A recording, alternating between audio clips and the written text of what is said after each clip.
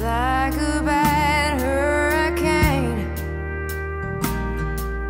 It sucked me in and it blew me away. And I can't seem to catch sight of anything that's real or anything that's right. I just know that I want you to love me, baby. Love me good. You grabbed a hold of me, baby, but knowing damn well that I can't let go. You always seem to get me on my back, knowing I can't say no. I just know that I want you to love me, baby. Love me good. Love me, baby, like no man ever could. Will you still say you love me after 5 years of not seeing my face? Will you walk on water? And I want to make a mistake. I want you to love me, baby.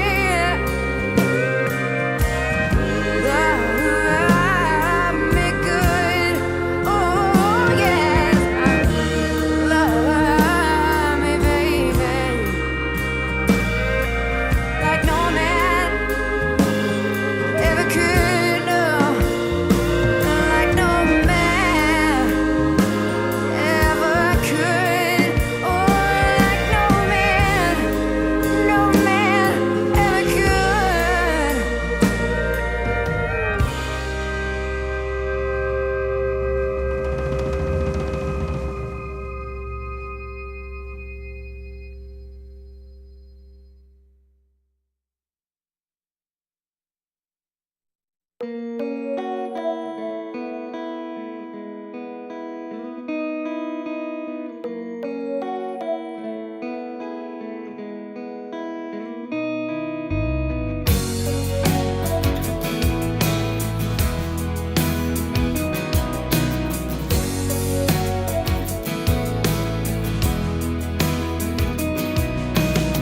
My phone blows up again. She says she's out with friends. If I've got nothing else to do, she said I should come out too. Ooh.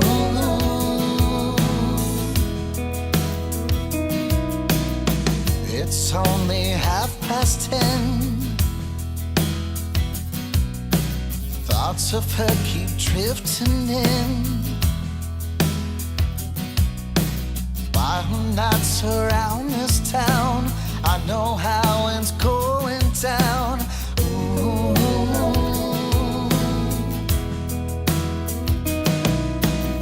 I don't know what this is, but it feels good.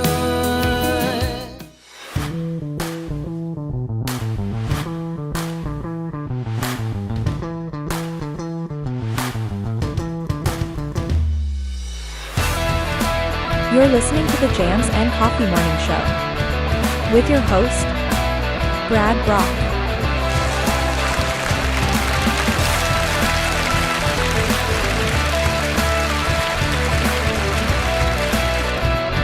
Oh yeah, good morning, Jammers. Welcome to the Jams and Coffee Morning Show. Here we are. It's Thursday. It's December 1st in the year 2022. Can you believe, Jordan, that it's December 1st already? We don't talk about it. Yeah. We don't talk about Bruno. Don't acknowledge. Yeah, but we are here. We made it. We are at the very bookend of the year 2022. For better or for worse, we hope that you at least enjoyed it in some form or fashion. And but here we are. Jordan, how you doing this morning? Oh, I'm just dandy, Brad. How are you? I'm hanging in there. Might have had a little bit of bourbon last night. Mm-hmm. Just a little bit. Jams and cocktails, that's for sure. You had to celebrate in honor of? Yeah. In honor of what? Jams and Cocktails podcast night. Oh, yeah. Duh. Yeah, that's right. I tell you, man, when we take the breaks, I'm like a lost puppy. I don't know what to do with myself. The break is nice. I enjoy the time off, but yeah, towards the end of it, I'm just like, okay, we can get back to podcasting now. That would be fine. I would be okay with this. Anyway, we thank you for joining us here on YouTube or Facebook or listening in over on JNC Radio through either the JNC Podcast website at jncpodcast.com or on the Live365 Radio App. Wherever you're listening, we hope that you subscribe and follow our social medias. That would be wonderful. Wunderbar. I love when Jordan joins the chats. It's like cheers. Norm. Right? I don't get that. Yeah, she doesn't get that. She doesn't get that reference because she's too young for cheers. All right, let's get a check of the weather out there. Looking out the window, it looks really nice. This morning here on the Treasure Coast, we got temperatures in the low to mid 70s and some 60s inland with some isolated showers. This afternoon, we're going to have highs in the low 80s with a mix of sun and clouds and passing showers. Clearing skies, though, throughout the day. Tomorrow, we're going to have temperatures that don't drop much from where they are today. The humidity goes down a bit, and it'll feel much more comfortable. And the highs are going to be in the low 80s with breezy winds and some passing clouds as that front comes through. We had a lot of chatting going on. I got to scroll up to get to Philip's irrelevant weather report from Middle Tennessee. Coming to us from Tennessee there. He said it's a cold start this morning. He said it's a mid-20s with a frosty morning and warming only into the 40s today. Very balmy up there. He said some clouds allowing a slight warm-up. Clouds build tomorrow, keeping the temperatures warmer tomorrow and into Saturday. There's some chances of rain coming in late Friday and into Saturday. He said rainfall amounts could reach upwards to 2 inches, which is something they need to offset some of the drought conditions over the summer, which is quite grand. Is the Macarena playing in the background? Oh, my God. What's going on? What's going on in the world? It is. Good hearing. Oh, yeah, it's because you have your headphones up to... Yeah, I don't know if you guys can hear that, but the Macarena is playing. I don't know. I saw a playlist that said top hits of 1996. You're feeling that. So there you go.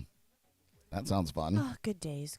Yeah. And speaking of days, we have some national days for you today. I'm going to pull them up. First and foremost, I'm going to pull up. Pull-ups. Today is National Rosa Parks Day. Of course, that honors an American civil rights hero twice a year on February 4th and December 1st.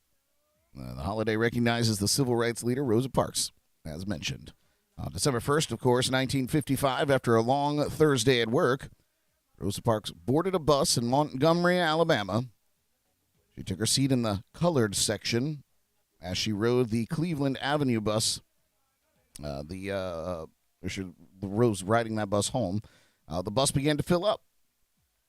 Montgomery City Ordinance allowed bus drivers to assign seating. However, it did not permit them to demand passengers give up their seats. Despite this, bus drivers customarily required black passengers of the time to give up their seats to white passengers when public transportation became full.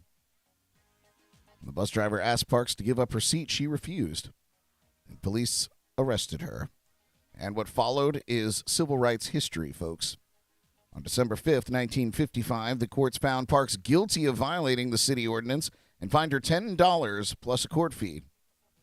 African-American leaders, including E.D. Nixon and Martin Luther King Jr., organized the Montgomery bus boycott for the date of Rosa Parks' trial. The boycott succeeded and lasted several months, devastating the transportation system in Montgomery. So, it's wild to believe, 1955 was not so very long ago. In fact, there are people alive today that were there. I mean, Rosa Parks, my goodness, she lived only until just a few years ago, right? Something like that. Really, yeah, I kind of want to know. When did check that out? But yeah, it's just it's a crazy, or not a crazy reminder. I don't want to say that. It is a dark reminder that history is not so historical. These things were happening in the lifetimes of people still breathing and making decisions. So, just something to think about. Oh, she died a long time ago. Oh, how long ago? 2005. Oh, oh my God, so long ago, Jordan. Right, it was like 17 years ago. Yeah. Okay, well, just a few years ago. Yeah. That's well, what she was born in 1913, so. Wow, she lived a very long time. Yes. Good for her. Yes. It was an important movement, so all people should. I believe in Rosa Parks Day. I think it's important. So, celebrate Rosa Parks today. What else we got going on? National Day is, it's National Eat a Red Apple Day. On December 1st, National Eat a Red Apple Day encourages everyone to eat a red apple. As the adage goes, the apple a day keeps the doctor away, and today is a perfect time to put that theory to the test. An apple is both delicious and nutritious, with over 75,000, that's a lot, with over 7,500 varieties of apples and over 7.5% of the world's population or production coming from the USA. Apples are widely available. Well, there you go. And if you don't just like to bite into an apple and you got to cover it in sugar and all the good stuff, it's National Pie Day. Each year on December 1st, dessert lovers across the U.S. enjoy a slice of their favorite pie on National Pie Day. Pie is so delicious, we celebrate it twice a year. The more popular date is January 23rd, but who's counting? While it might be the lesser of the two celebrated pie days, it happens to fall smack dab in the middle of a major pie-making season. So take away ice cream as a dessert choice, and most people are either cake people or pie people. So put it another way, most people have cake or pie with their ice cream. So take your red apples, cut them up, and make yourself a pie day. And Bill Black says, wait, every day is pie day. It sure is. Thank you guys for joining us this morning. Yeah, pie. I do love it. Jordan, what's your favorite pie? I'm not a big pie fan.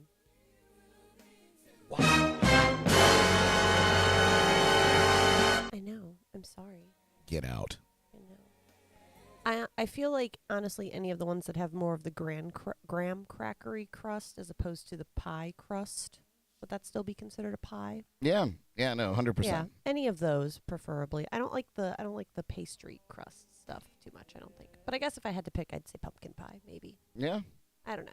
Not key lime pie? Well, that one's got the graham crackery crust. Yeah, it's still pie. Yeah. Pie. That's Okay, good maybe enough. that one. All Maybe right. key lime. Yeah. So you're coming around. Yeah, I'm coming around. But, I'm not a big sweet fan, so. Mike Lebeck says he Yeah. likes cherry pie. She's my cherry pie. Paul says, how do you like them apples? Ha ha! We got a funny guy. Yeah, or you could double up and have red apple pie today. Oh. Made with red apples. This girl doesn't listen. She never listens to anything I say. She zones out completely until something say catches her that? attention. I sure did. Oh, well, now you know how it feels, Brad. Touche. Philip said pecan. Yes, pecan pie. Oh, no. We started the pecan A debate. debate. Well, you Uh-oh. guys go ahead and debate that. I'll move on. What's your favorite pie? Interesting. Oh. Nobody's ever asked me that before. No, I'm kidding. I really do like apple pie quite a bit. And key lime pie. Yeah, I would say those are two of my top two. I like a good pumpkin pie every now and then, but, it's like a sickening sweet to me. I don't know. Yeah. That one that my mom made when we went, weren't you there? She made like that coconut cream pie or something, and I'm not even really a big coconut fan, but that was pretty good too. Might Because have it's been- more of like a custardy pudding concoction in it. Old pudding pie. Yeah, I like that. I like that stuff.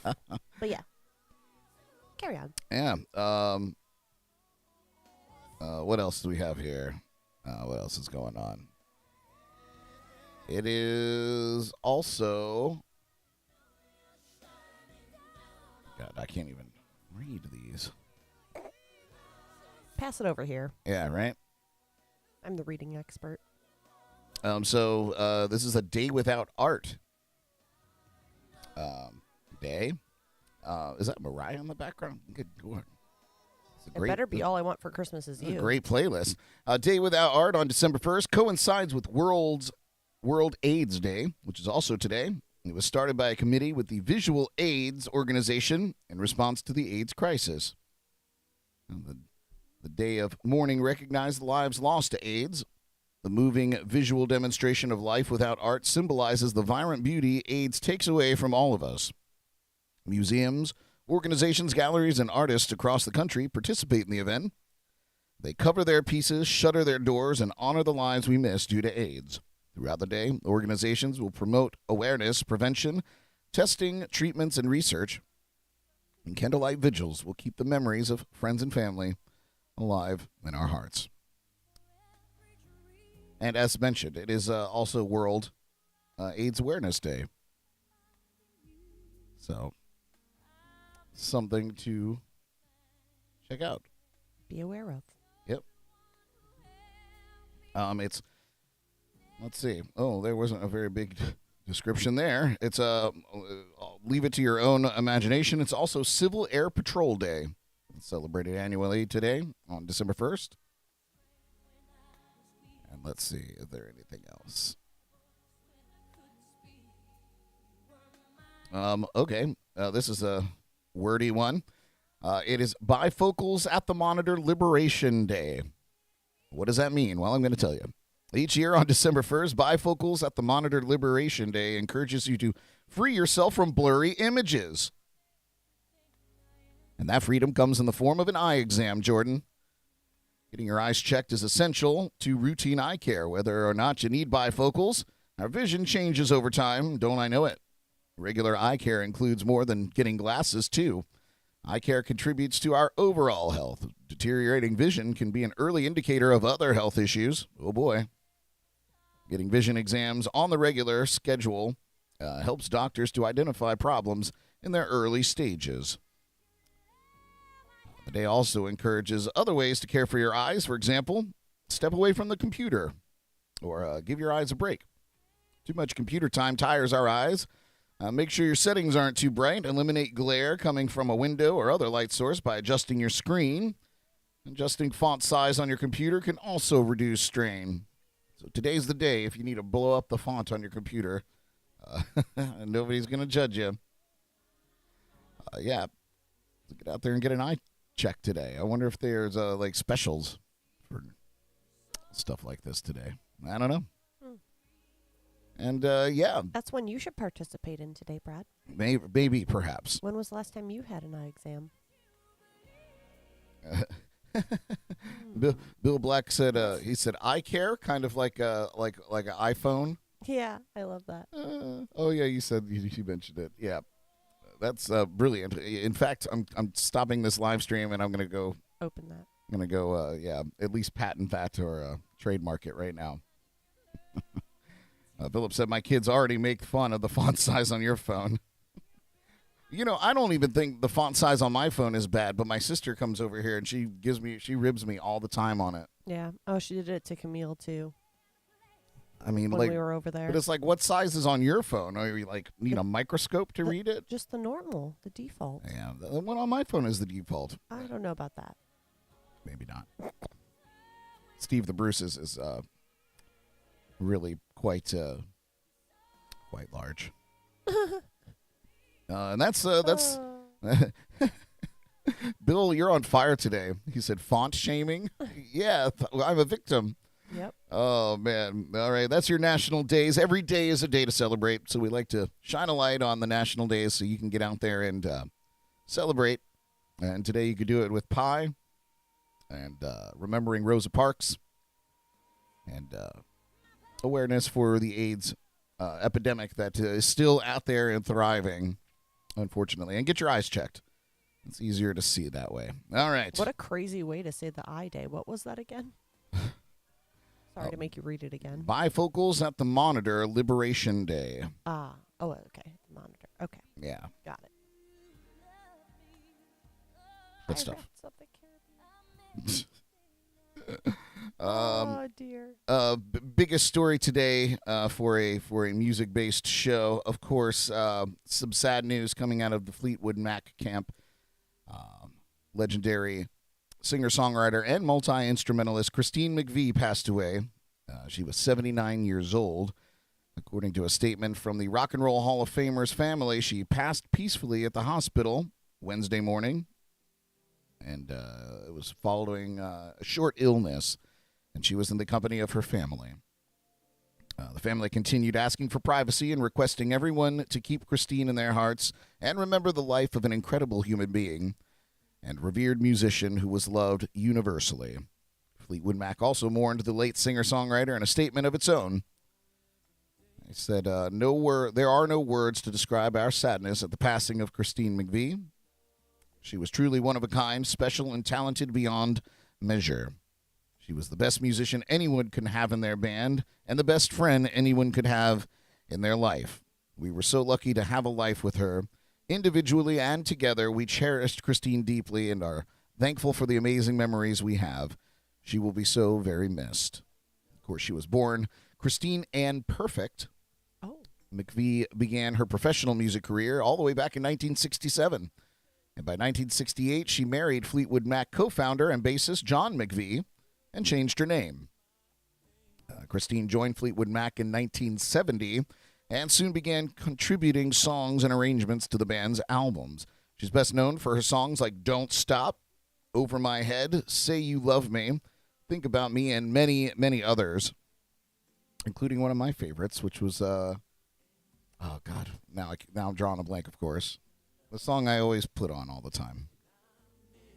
Everywhere? Yeah, Everywhere. Oh, song Yeah, gives me goosebumps. That's a good one. Earlier this year, Christine released her Songbird collection of solo music. Speaking with Rolling Stone around the release, the singer said there was only a slight possibility of more Fleetwood Mac shows in the future. She said, I don't know, it's impossible to say. We might get back together, but I just couldn't say for sure. In the same interview, she complimented recent Fleetwood Mac additions, Neil Finn and Mike Campbell, and lamented the fact that she had fallen out of touch with her longtime bandmate Stevie Nicks since the last Fleetwood Mac tour. Christine was inducted into the Rock and Roll Hall of Fame in 1998 as a member of Fleetwood Mac. So sail on, Christine McVie, and thanks for the music. Sad stuff, guys.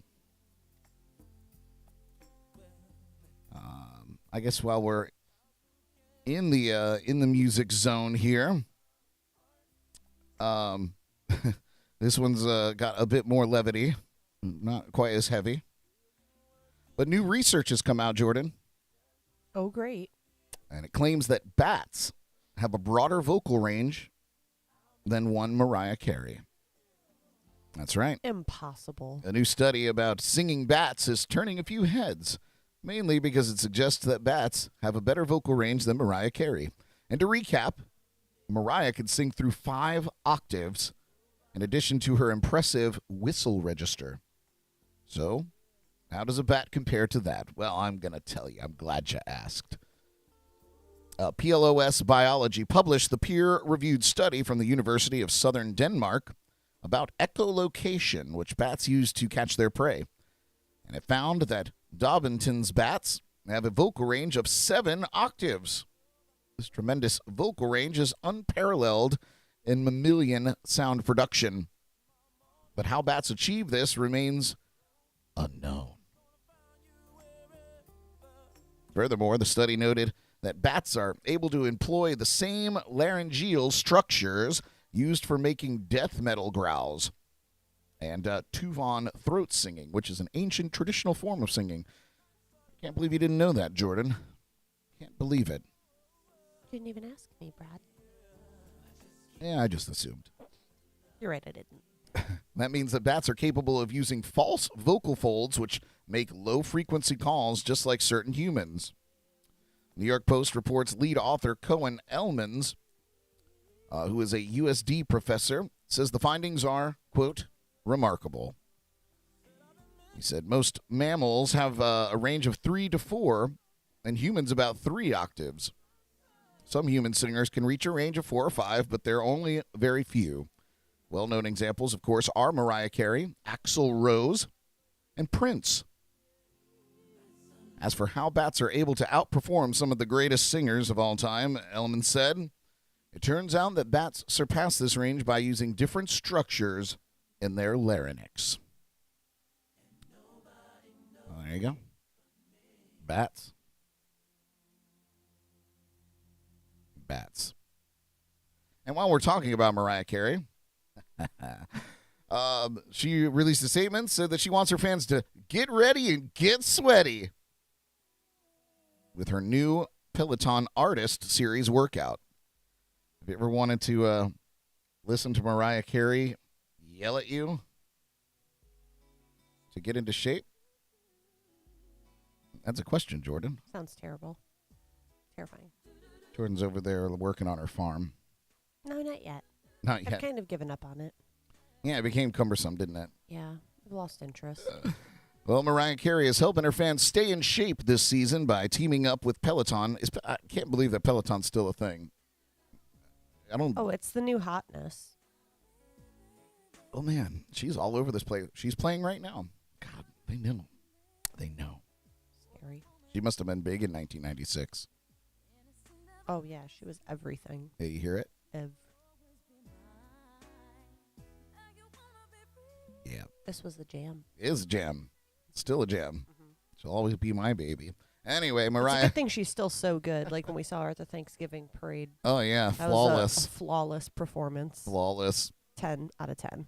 Mariah Carey, again, is helping her fans stay in shape this season by teaming up with Peloton for its latest Artist Series workouts. Mariah debuted the good news on Instagram and sang in her signature whistle register. It's happening! I'm very excited, she said. A singer clad in a form-fitting black gown, because that's how you work out on the Peloton. She explained, we are celebrating my entire artist catalog, and you can basically, I don't know, bike, tread, or whatever. She signed off by encouraging her fans to grab their Peloton equipment before blowing a kiss toward the camera.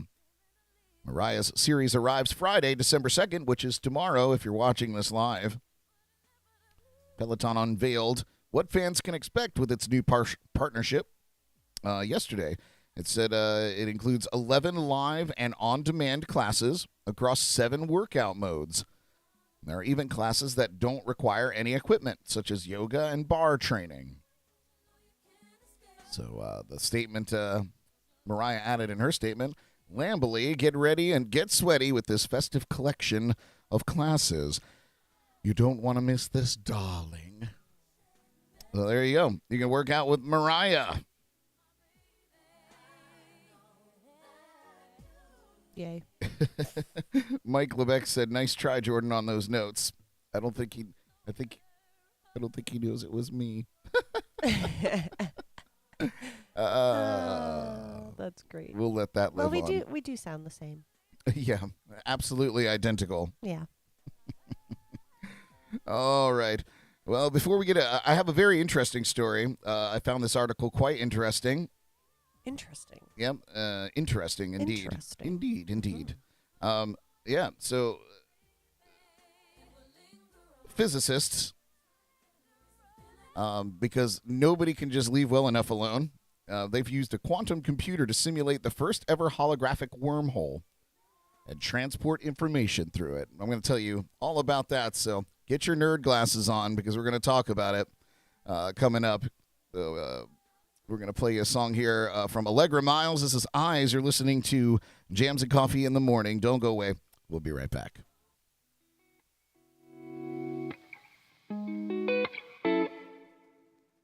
Why you gotta go and look at me like that? Yeah, your eyes always are giving me a heart attack. You start looking at me, I know there's no turning back. Whoa, whoa, whoa.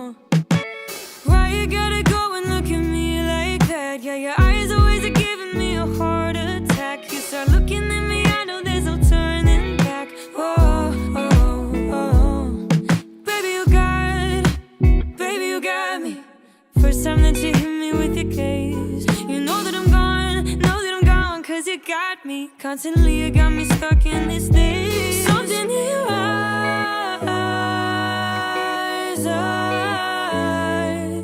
your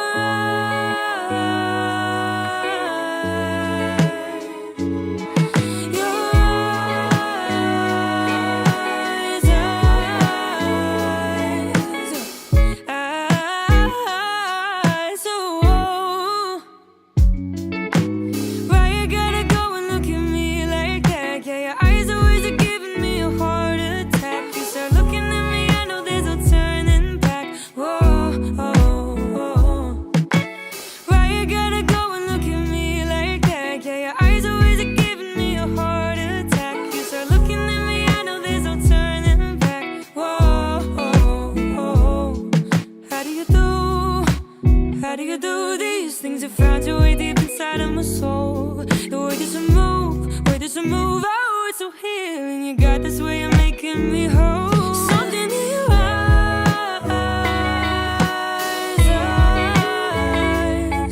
your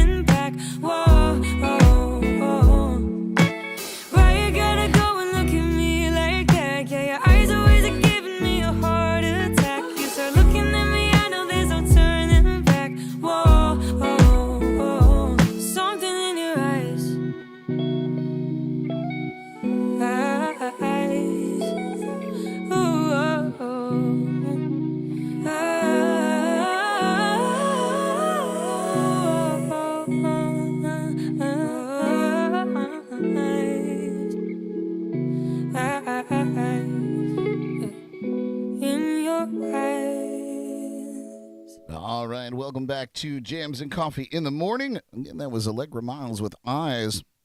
Oh, my gosh, she's got a wonderful voice. Love it, love it, love it. Jordan will be right back.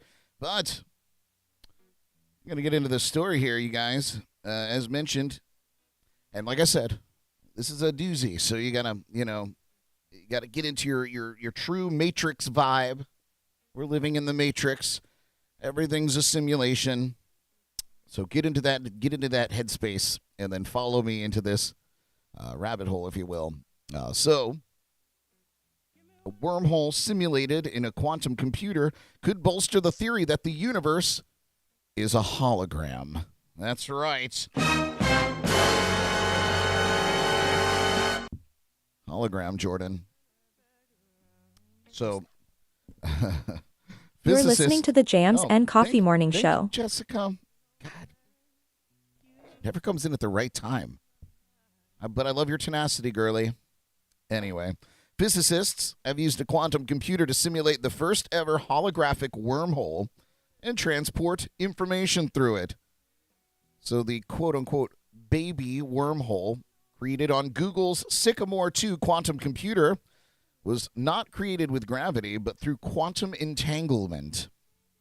And that, of course, is because we all know this, it's the linking of two particles such that measuring one instantaneously affects the other.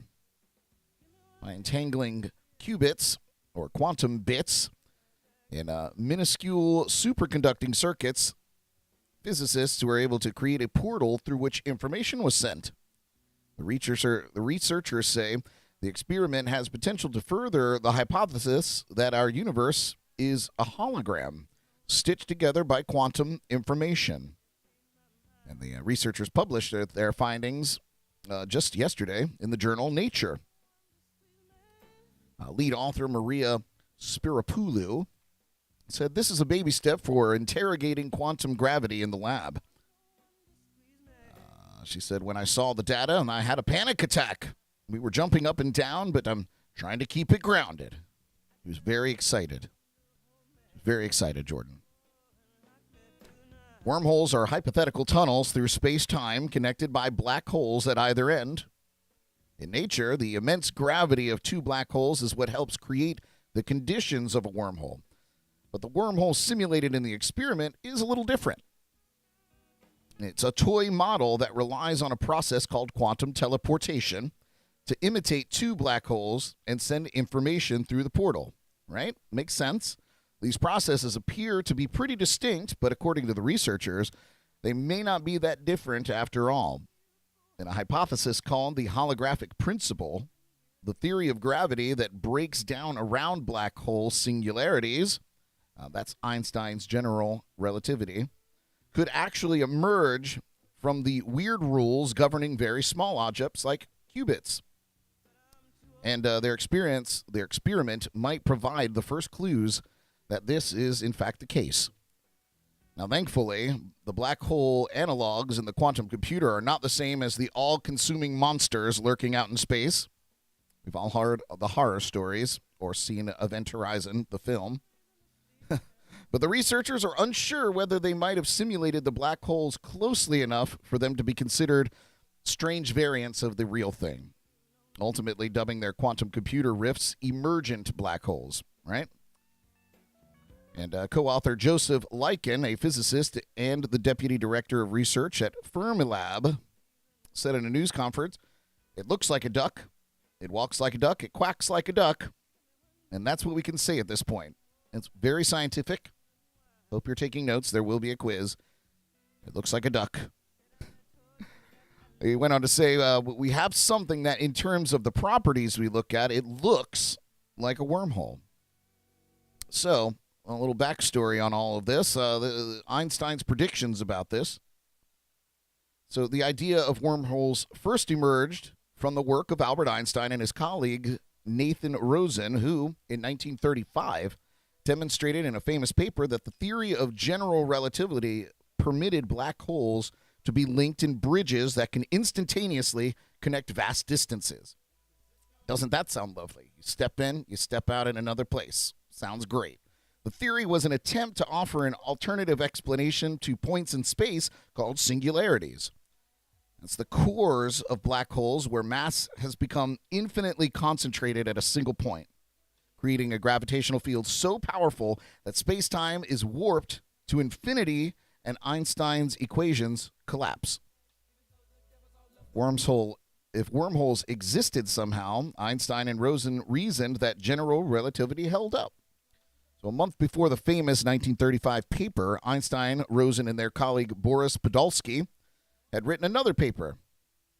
In that research, they made a prediction that, unlike their later paper in general relativity, wasn't intended to bolster quantum theory, but to discredit it for its ridiculous implications. The rules of quantum mechanics were true. The physicist outlined the properties of two particles could become inextricably linked such that measuring one would instantaneously affect the other, even if the two were separated by vast distances. And Einstein scoffed at this process, known now, of course, as quantum entanglement, dubbing it spooky action at a distance. But has since been observed that it is commonly used by physicists. So Einstein's smart guy, but didn't have enough time to really dive into the meat and potatoes of this whole thing. Despite having produced these two groundbreaking predictions, though, Einstein's dislike for the inherent uncertainty and weirdness of quantum physics could have blinded him, as I said, to the vital insight that two predictions could be, in fact, connected. By separating general relativity and quantum theory, physicists have been left with no understanding of the realms where the very big and the very small collide, such as the interiors of black holes or the infinitial point, weird word, into which the universe is concentrated at the moment of the Big Bang. So let's talk about the holographic principle for just a moment. Thank you all so much for thank you all so much for humoring me in this, because this stuff fascinates me. So the holographic principle, Einstein reached that impasse that we were just talking about, the search for where the big and the small stitch together, a theory of everything. And this has led physicists to come up with all kinds of colorful propositions. One is the holographic principle, which posits that the entire universe is a 3D holographic projection of processes playing out on a remote 2D surface. This is where it gets a little sci-fi. And this idea finds its roots in Stephen Hawking's work in the 1970s, which posed the apparent paradox that if black holes did indeed radiate Hawking radiation, which is radiation from virtual particles randomly popping up into existence near event horizons, which is the mouth of a black hole, Jordan, you're following along. Thank you. They would eventually evaporate, breaking a major rule of quantum mechanics that information cannot be destroyed. Now, general relativity and quantum mechanics now no longer just seems irreconcilable. Despite their many incredibly accurate predictions, they could even be wrong.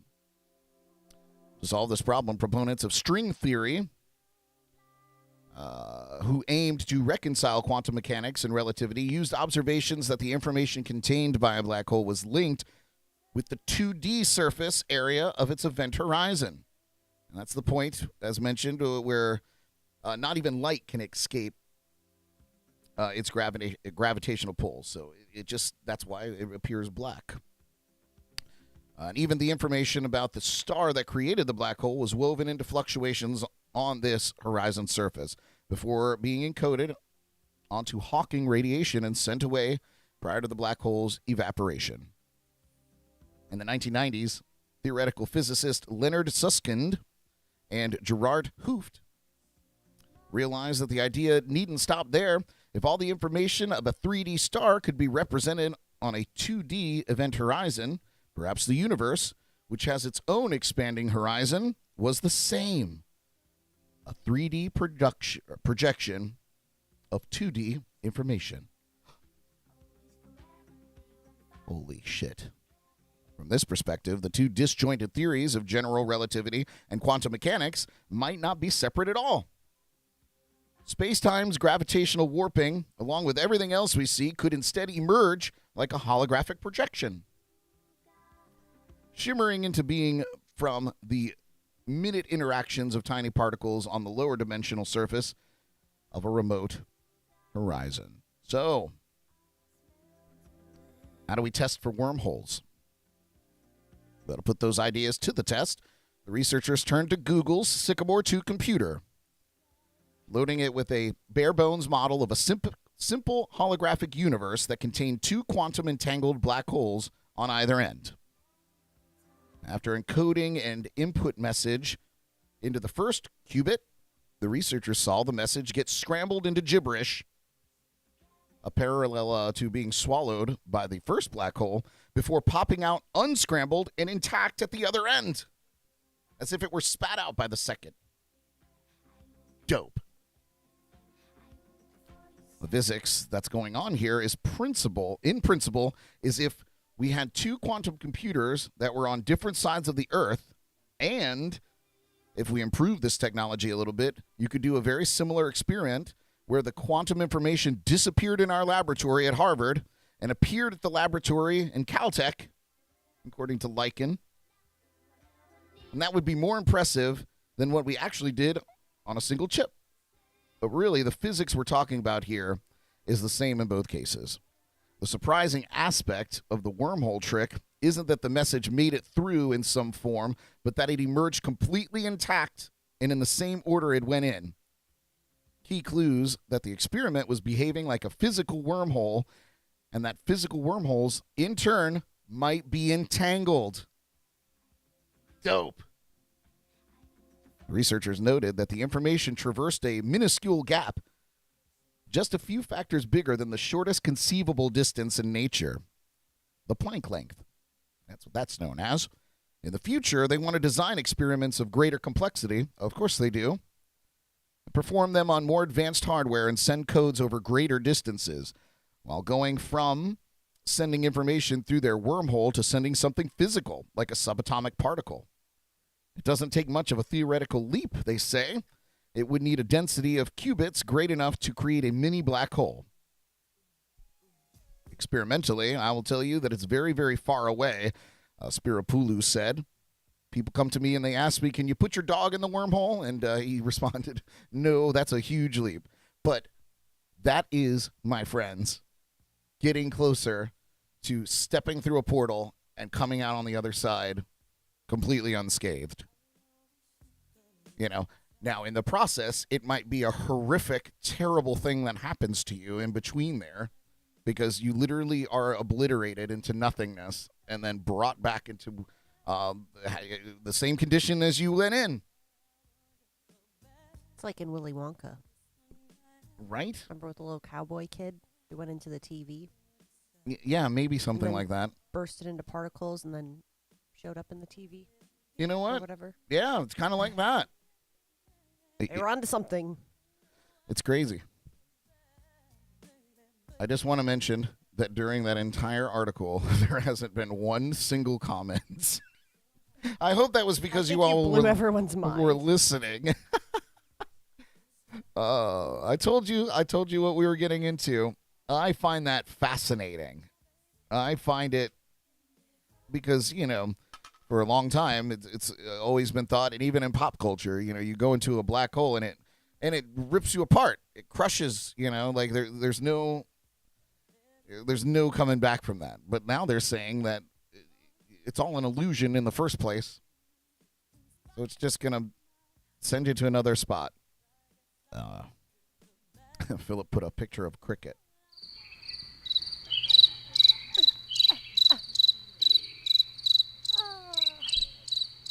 Rain on my parade.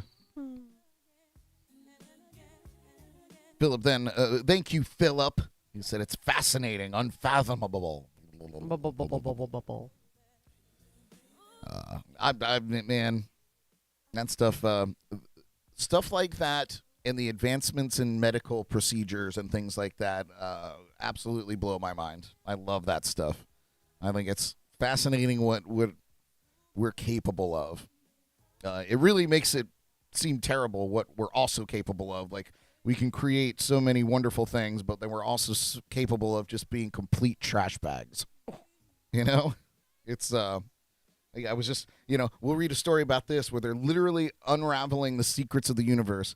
And then I'll read a story from my friend Jill, who was upset because somebody stole all their packages off of their doorstep. Their Christmas presents for their kid. You got to have the balance. And it's like, what's going on out there? Keep the balance. Y'all are wild.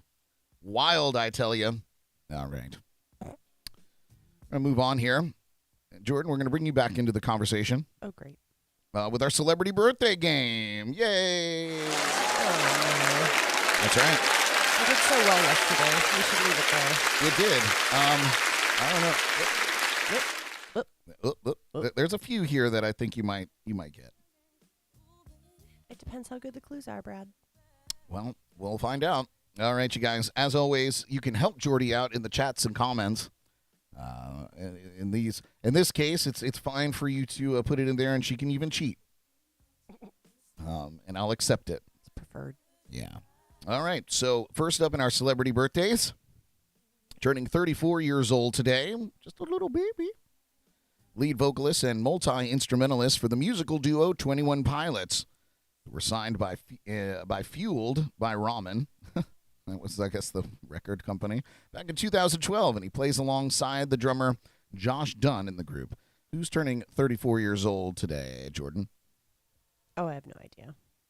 Tyler Joseph. Oh. Is celebrating his birthday today. Also turning 34 years old today.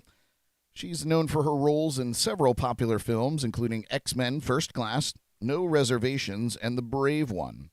She played Christina in the 2014 science fiction film Divergent, and Toast the Knowing in 2015 film, I don't know, Divergent and Toast the Knowing in the 2015 film Mad Max Fury Road, I guess. In 2019, she was cast as Catwoman in the 2022 film The Batman. Who's turning 34 years old today? I've never seen any of that. Wonderful. Her father is musician Lenny Kravitz. Oh. Zoe.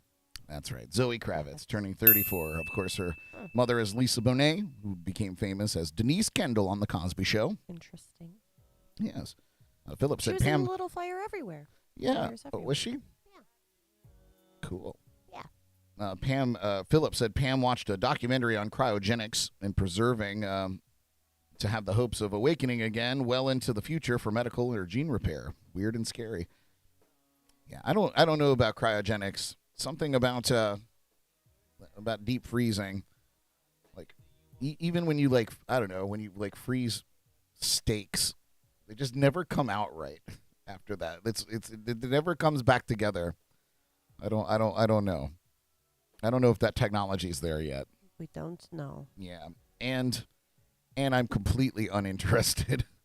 I think I would rather just return to dust like the rest of us. Let's see. Got dark. Yeah. I mean, every man dies, but not every man truly lives. What about women? Everyone dies. All right. Turning 35. Man, everybody's getting into their mid-30s here. Yeah. Turning 35 today, singer-songwriter whose single Riptide became the first song to top Triple J's Hottest 100 countdown without an album attached. I got this. The song ranked in the top 10 in the UK, Austria, Belgium, Germany, Ireland, and the Czech Republic, and Slovakia. Who's turning 35 years old today? I was going to say, you think I'd know any of my peers, huh? Vance Joy. It is Vance Joy. Nice. Good job. Oh, my God. Moving up in the age bracket here. Oh, dear. Turning 52 years old today. Wow, quite a jump. Yeah, she's a stand-up comedian, writer, and actress who starred in and produced her own show from 2007 to 2010. Her first HBO special, We Are Miracles, premiered to rave reviews in 2013. Who's turning 52 years old today? Sarah Silverman. It is Sarah Silverman. Yay! Wow, that's Look at me, impressive. I'm warming up. Did somebody put it in the chats? No. No, good job. It's like the only female comedian of that age. I feel that I know. Here's one I think you'll get. Yes. Turning 77 years old today, Dub Sevs. Actress and singer who has released a number of songs and albums, including the hit Wind Beneath My Wings. Her film credits also include Down and Out in Beverly Hills, Get Shorty, Ruthless People, Outrageous Fortune, and, of course, I put a spell on you. I mean, Oh. these are films, but Oh. but yeah, you're Hocus barking up the right pocus. tree. That's right. Who's turning 77 today? Bette Midler. That's correct. It is Bette Midler. Paul got it too. Nice job. This one I don't think you're going to get, but Thanks. you would recognize him in a heartbeat. He's been in so many things. Turning 65 years old today, actor well known for his roles in the 2003 film Big Fish, which I love, and the 1984 film The Neverending Story. He also appeared in The X-Files, Star Trek, and Star Trek Into Darkness. And his body was digitally duplicated to play all the Oompa Loompas in the 2005 film Charlie and the Chocolate Factory. Who's turning 65 years old today? You can see the guy, can't you? Mm-mm. Oh. Nope. Great. No Is it idea. the one we talked about from Big Fish? I don't think so. Maybe. I never really pay attention. Brian. It's not Brian, no. Good try reading the chats. I love that. Are you ready? Is it the dad? No. Oh. No, we're talking about Deep Roy. Deep Roy. His name's Deep. Yep.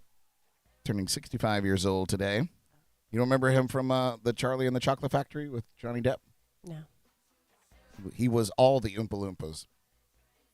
Yeah. Yeah. Nothing. He's turning 65, and that's your celebrity birthdays today. Happy birthday to all our celebrities out there. Yay. Yay. Interesting. Yeah. Interesting. All right. Listen, guys, we have some shameless plugs for you, and then we're going to let you get on with your life. Unless you guys want to hear another song.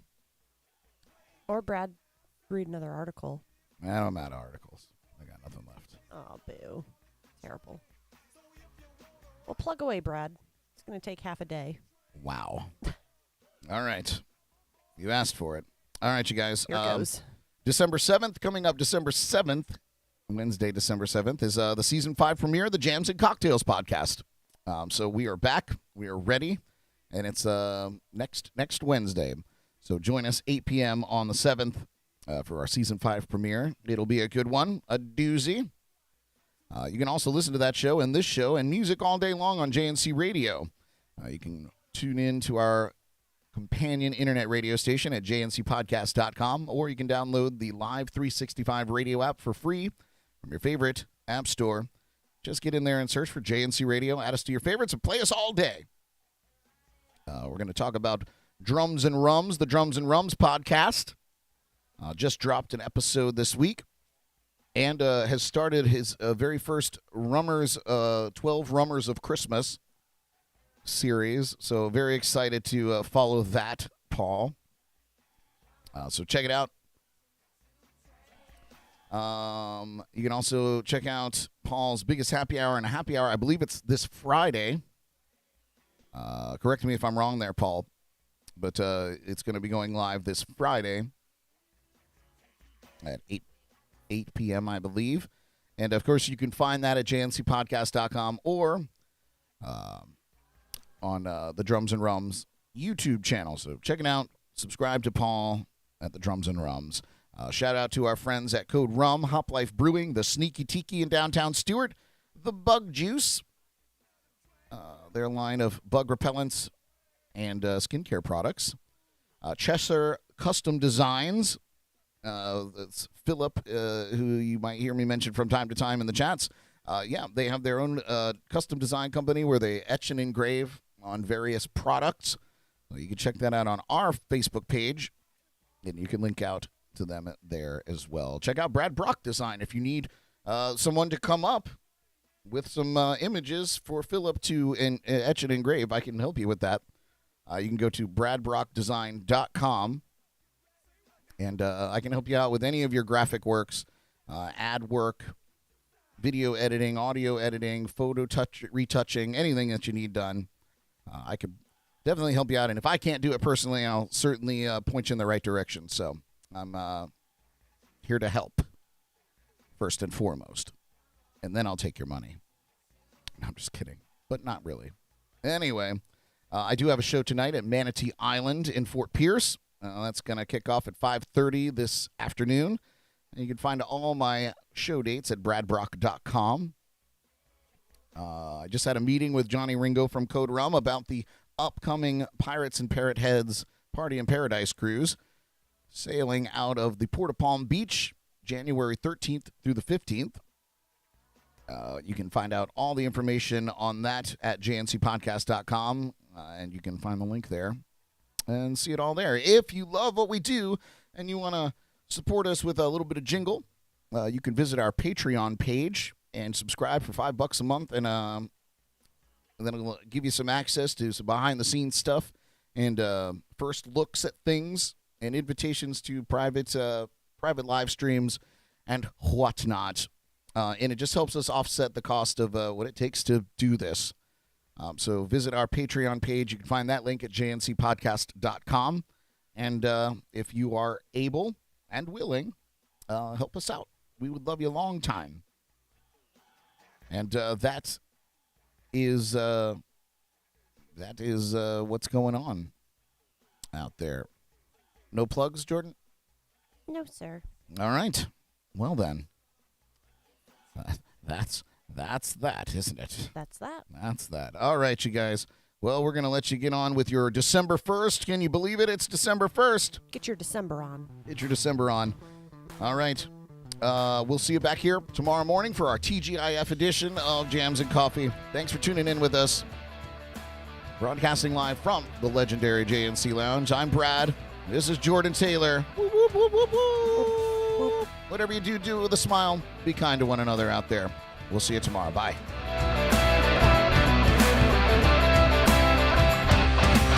Tune in again tomorrow morning for the latest local buzz. national headlines, music news and more on JNC in the Morning, right here on Facebook and YouTube.